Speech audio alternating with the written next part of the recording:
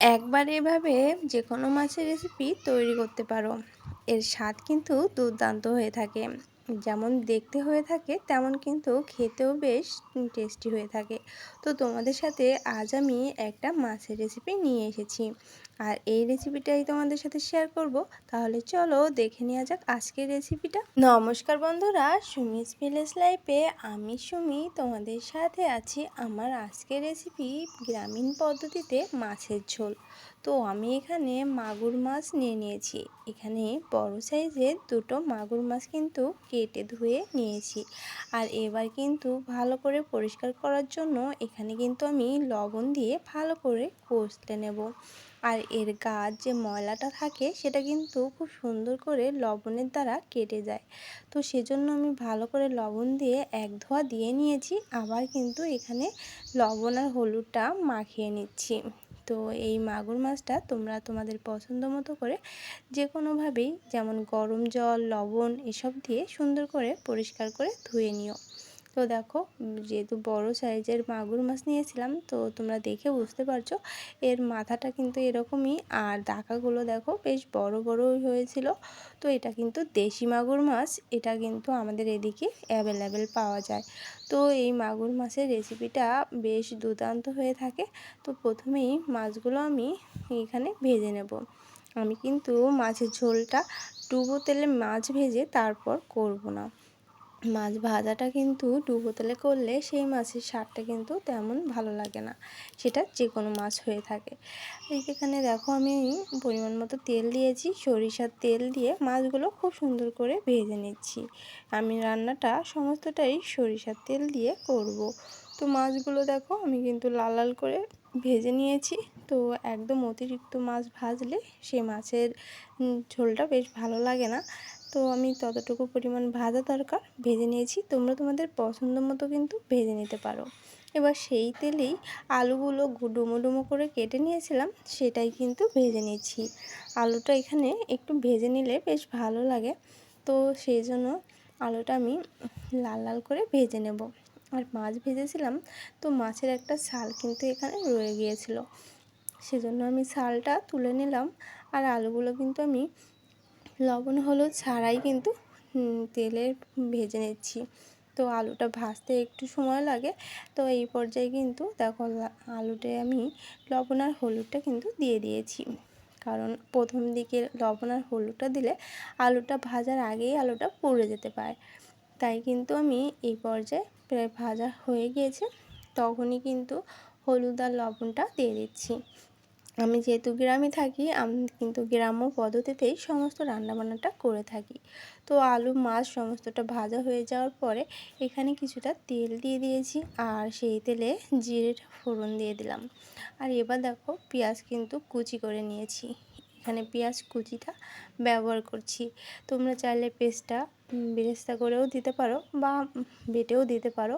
তো সেক্ষেত্রে তোমরা কিন্তু সেই রেসিপিটা একটু অন্য ধরনের হয়ে যেতে পারে। তো আমি কিভাবে দিচ্ছি সেটাই তোমাদের সাথে শেয়ার করে নিচ্ছি। এখানে দেখো আমি পেঁয়াজটা লাল লাল করে কিন্তু ভেজে নেব। যেহেতু কাঁচা পেঁয়াজ ব্যবহার করছি, সেই জন্য কিন্তু এখানে আমি একটু লাল লাল করে পেঁয়াজটা ভাজার পরে এখানে আদা আর রসুন একসঙ্গে বেটে রেখেছিলাম, সেটাই কিন্তু দিয়ে দিচ্ছি। আমরা যেহেতু গ্রামে থাকি, আমরা কিন্তু বাটা মশলা আর কাঠের উনুনেই রান্না করে থাকি। তো সেই জন্য কিন্তু রান্নার স্বাদ ভীষণ টেস্টি হয়ে থাকে। তোমরা সবাই জানো বাটা মশলা আর কাঠের চুলোর রান্না কিন্তু একটা অন্যরকম টেস্ট হয়ে থাকে। তো দেখো মশলাটা ভেজে নিয়ে আদা রসুনটা যখন একটু কাঁচা গন্ধটা চলে যায়, তখনই কিন্তু একটু লবণ আর একটু হলুদ দিয়ে দিয়েছি। আর এই পর্যায়ে দেখো জিরে বাটা দিয়ে দিয়েছি। সমস্তটাই বাটা মশলাই করব। তো এখানে ঝালের গুঁড়োটা ব্যবহার করব। তাছাড়াও এখানে কিন্তু এই দুটো তিনটা মতো কাঁচা চেরা ঝাল দিয়ে দিয়েছি। আর মশলাটা যেহেতু একটু কষিয়ে নেব, তাই কিন্তু সামান্য জল কিন্তু এখানে দিয়ে দিলাম, তা নাহলে মশলাটা কিন্তু পুড়ে যেতে পারে।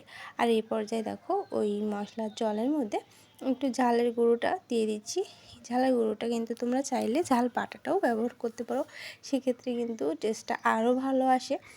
তো দেখো আমি মশলাটা সুন্দর মতো কষিয়ে নিচ্ছি। আর এই মশলা কষানোর সময় কিন্তু একটু জল ব্যবহার করলে মশলাটা কিন্তু খুব সুন্দর মতো কষে যায়। আর এই পর্যায়ে এখানে সামান্য একটু চিনি কিন্তু আমি দিয়ে দিলাম, যেহেতু যে কোনো রান্নায় স্বাদ বাড়ানোর জন্য 2-1 কোয়া চিনি কিন্তু দিলে বেশ ভালো হয়। আর মশলাটা খুব সুন্দর মতো কষে গিয়েছিল। তো ভাজা যে আলুগুলো রেখেছিলাম, ভেজে নিয়েছিলাম, সেটা এবার মশলার সাথে এবার সুন্দর করে কষিয়ে নেব। আলুটা যেহেতু শুধুমাত্র ভাজা হয়েছিল, তো সেদ্ধটা তো কমই ছিল। তো এই পর্যায়ে আলুটা কষিয়ে নিয়েছি। আর এই যে দেখো আলুটা কিন্তু মশলার সাথে খুব সুন্দর করে কষানো হয়ে গিয়েছে। এর থেকে কষাতে গেলে মশলাটা কিন্তু পুড়ে যাবে, তো সেই দিকটা তোমরা অবশ্যই খেয়াল রাখবে। সেজন্য দেখো এই পর্যায়ে কিন্তু আমি আলুতে গরম জল ব্যবহার করছি। রান্নার ক্ষেত্রে তোমাদের আমি সব সময় একটা কথা বলি, যে কোনো রান্নাতে গরম জলটা ব্যবহার করলে তরকারির স্বাদটা কিন্তু বেশ ভালো আসে। তো সেক্ষেত্রে আমি কিন্তু গরম জলটা দিয়ে দিয়েছিলাম একটু কষানোর জন্য। আর এ পর্যায়ে দেখো আলুটা কিন্তু বেশ সুন্দর সিদ্ধ হয়ে গিয়েছে। আর খুব সুন্দর একটু আলুটা কষানো হয়ে গিয়েছে, বেশ সুন্দর দেখাচ্ছে। আর মশলাপাতি তো দেখলেই খুব অতিরিক্ত কিন্তু কোনো মশলাপাতি আমি এখানে ব্যবহার করিনি, তেলটাও যৎসামান্য। তো দেখো এখানে কিন্তু কষানো হয়ে গিয়েছিল। তারপরে কিন্তু আমি ঝোলের জন্য জলটা কিন্তু দিয়ে দিলাম, যেহেতু অতিরিক্ত ঝোল করব না, কারণ অতিরিক্ত ঝোল করে খেতে কিন্তু বেশ ভালো লাগে না। সেই জন্য দেখো আলুটা সেদ্ধ হয়ে গিয়েছে, তোমাদের আমি একটু দেখিয়ে নিলাম। আর যেহেতু কাঠের চুলে রান্না করি, সেজন্য কিন্তু এরকম একটু ধোয়া তো হতেই হয়। তো দেখো এই পর্যায়ে আমি কিন্তু এখানে এবার মাছগুলো দিয়ে দেব, কারণ ঝোলটা সমস্তটা কমে এসেছে আর আলুটা কিন্তু সেদ্ধ হয়ে গিয়েছে। তো এর থেকে ঝোল কমাতে গেলে আমার কিন্তু মাছের ঝোলে একদমই ঝোল থাকবে না। সেজন্য একটু মাছ দিয়ে কিছু সময় ঝোলের সাথে একটু ফুটিয়ে না নিলে মাছের ঝোলটা ভালো লাগে না, আবার মাছগুলোও কিন্তু খুব টেস্টি হয় না। সেজন্য এইভাবে ঝোলের সাথে কিন্তু অবশ্যই মাছটা প্রায় 5 মিনিটের মতো ফোটালে কিন্তু বেশ ভালো আসে। সেক্ষেত্রে মাছটা একটু ভালো করে ভেজে না নিলে কিন্তু গলে যেতে পারে। তো দেখো এই পর্যায়ে কিন্তু আমি আর 2 মিনিটের মতো কিন্তু একটু ফুটিয়ে নেব। তো এখানে দেখো আমি ঢেকে দিয়েছিলাম। আর এই পর্যায়ে কিন্তু আমার মাছের ঝোলটা কিন্তু বেশ হয়ে গিয়েছে। আর এখানে কিন্তু আমি গরম মশলা বাটাটা দিয়ে নামিয়ে নিলেই কিন্তু আমার মাছের ঝোলটা একদমই রেডি হয়ে যাবে। তোমরা কিন্তু এখানে যে কোনো মাছের ঝোল ঠিক এভাবে একবার রান্না করে দেখো, বেশ দুর্দান্ত হয় আর ঝোলটা খেতেও বেশ টেস্টি হয়।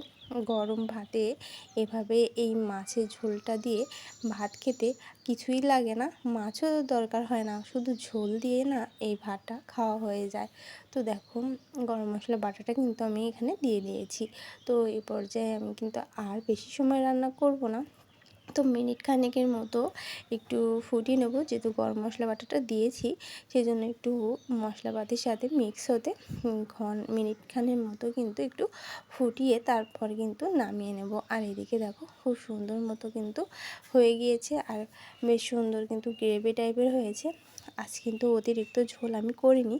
তোমরাও কিন্তু যে কোনো মাছ দিয়ে রান্না করার ক্ষেত্রে অতিরিক্ত ঝোল কিন্তু করবে না, তাহলে কিন্তু মাছের ঝোলের টেস্টটা কিন্তু নষ্ট হয়ে যেতে পারে। আর এই পর্যায়ে দেখো তোমাদের দেখিয়ে দিচ্ছি খুব সুন্দর করে কিন্তু তরকারিটা ফুটছে। এরকমই গবিয়ে কিন্তু যে কোনো তরকারি না ফোটালে তরকারি কিন্তু সেই টেস্টটা আসে না। সেই জন্য তোমরা চেষ্টা করবে সুন্দর মতো করে এভাবে রান্না করে নিতে। আর এই যে দেখো ঝোলটা সহ মাছের ঝোলটা একদমই রেডি হয়ে গিয়েছে। লাল লাল মাগুর মাছের এই ঝোলের রেসিপিটা তোমাদের কাছে কেমন লাগলো অবশ্যই কিন্তু কমেন্টের মাধ্যমে জানাতে ভুলো না। আর এখনও যারা লাইক দিতে ভুলে গেছো, তোমাদের মূল্যবান লাইকটা আমাকে দিয়ে দিও। তোমাদের একটা লাইক আমাকে ভিডিও করার উৎসাহ অনেকটা বাড়িয়ে দেয়। নতুন নতুন রেসিপিগুলো তোমাদের সামনে নিয়ে আসতে পারি। আর ভালো লাগে তোমাদের মিষ্টি মিষ্টি কমেন্টগুলো পড়তে। তো অবশ্যই কিন্তু সুন্দর করে একটা কমেন্ট করে যেও নতুন বন্ধুরা, তাহলে কিন্তু আমি তোমাদের বাড়ি থেকে ঘুরে আসতে পারবো। তো এরকমই করে তোমরা যে কোনো মাছের রেসিপিটা তৈরি করো। আর অবশ্যই আমাকে কমেন্টের মাধ্যমে জানিও যে কেমন হলো। আর দেখতে পাচ্ছ যেমন দেখতে হয়েছে তেমন কিন্তু বেশ খেতে হয়েছিল, দুর্দান্ত হয়। তো ভালো থাকো, সুস্থ থাকো, পরবর্তী ভিডিওর সাথে থেকো।